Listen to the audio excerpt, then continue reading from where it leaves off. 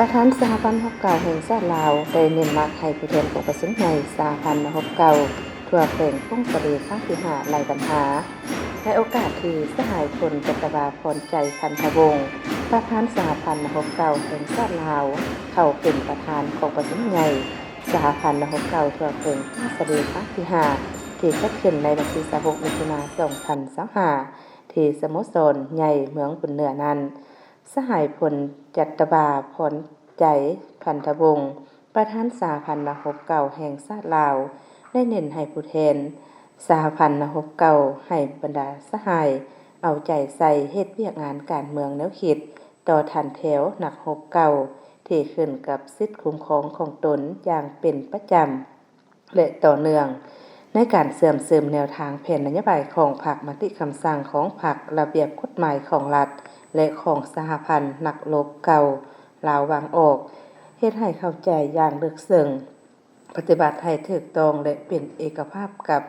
ภาครัฐบาลต่อสภาพความเป็นจริงของประเทศชาติพวกเฮาในปัจจุบันและในต่อหน้าคณะบริหารงานนักฮกเก่าแขวงพงศรีต้องฮู้หมุนไส้ถ่าแหงบ่มซ้อนเงื่อนไขตัวจริงของแขวงซึ่งมีชายแดนติดจอดกับสป.จีนและสส.เวียดนาม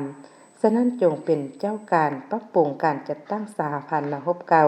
แต่ละขั้นให้นักแน่นเข้มแข็งเฮ็ดให้หน้าที่ปกป้องสิทธิและผลประโยชน์อันชอบธรรมของนักรบเก่าในทั่วแขวงให้ดีขึ้นสร้างเงื่อนไขให้บรรดาสหายนักรบเก่าได้ร่วมชีวิตการเมืองเป็นปกติได้รับการดูแลสุขภาพและได้รับความอบอุ่นทางด้านจิตใจเพิ่มทวีหัดแน่นความสามัคคีเอกภาพภายในคณะบริหารงานสหพันธ์นักรบเก่าปฏิบัติแบบแผนวิธีเฮ็ดเวียกแบบการรวมศูนย์ประชาธิปไตยเรียกร้องให้บุคคลรับผิดชอบอย่างจะแจ้งบรรดาสิทธิหน้าที่ของคณะบริหารงานประธานห้องประธานได้กำหนดไว้ในระเบียบกฎหมายของสหพันธ์นักรบเก่าลาวมาตรา22 24ในการร่วมชีวิตการเมืองถือเอาการตำหนิติชมจริงใจช่วยเหลือซึ่งกันและกันต้องเอาใจใส่จัดตั้งปฏิบัติเนื่องในข้อแข่งขัน 3D6 รักษาของสหพันธ์ฮกเก่าแห่งชาติลาววางออกเข้าในเวียกงานในการเคลื่อนไหวเวียกงานและชีวิตตัวจริงสมาชิกแต่ละสหายโดยติดพันกับขบวนการแข่งขันรักษาและพัฒนาปฏิบัติ2วาระแห่งชาติเวียกงาน3สร้าง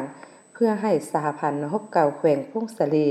มีความหนักแน่นทางด้านการเมืองและมีความเข้มแข็งทางด้านการจัดตั้งโอกาสนี้ยังได้มอบใบย่องโยของประธานสหพันธ์นักรบเก่าแห่งชาติลาวให้แก่กลุ่มกองและบุคคลที่มีผลงานดีเด่นเข้าในการสร้างสาพัฒนาเพื่องานสหพันธ์นักรบเก่าแขวงพงศรีตลอดระยะ5 ปีที่ผ่านมาจำนวน356วัยบุคคล315สหายหญิง31สหายกลุ่มกอง41กลุ่มกอง